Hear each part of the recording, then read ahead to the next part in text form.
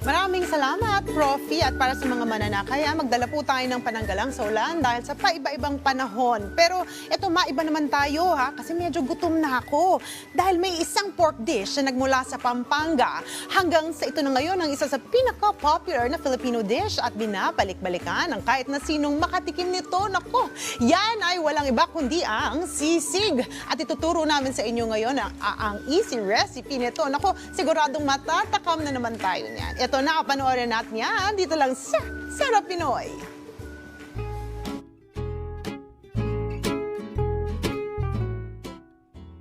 Kilala ang Marikina bilang shoe capital of the Philippines, pero hindi lang yan ang kanilang maipagmamalaki.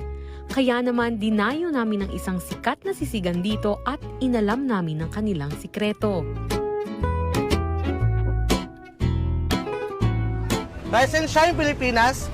And welcome to Bancheto de IBC, Marikina City. Ngayong araw na to, hayaan nyo ipakita ko sa inyo kung paano namin niluluto ang aming bestseller, sisig rice. Una, painin natin yung griller. Pangalawa, maglagay tayo ng butter. Kung wala naman po tayong butter, pwede tayong gumamit ng ibang option like oil. Magdisa po tayo ng sibuyas at saka sili. Ilagay na natin ng karne. Itong karne na to, ginagawa muna namin siyang bagnet bago namin siyang tadtarin para maging masarap na sisig. Maglagay na rin tayo ng pampalasa. Maglagay tayo ng chicharon. Maglalagay ako ng homemade naming sisig sauce. Kung wala naman po kayong homemade, pwede naman po kayong gumamit ng ordinary mayonnaise po. Maglalagay ako ng pampasarap or seasoning.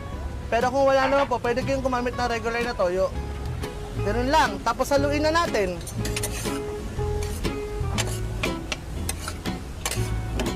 Mag-aantay lang tayo na isa hanggang 2 minuto hanggang maluto. Mukhang luto na ang sisig natin, pwede na natin siya ilagay sa kanin. Luto na ang ating sisig!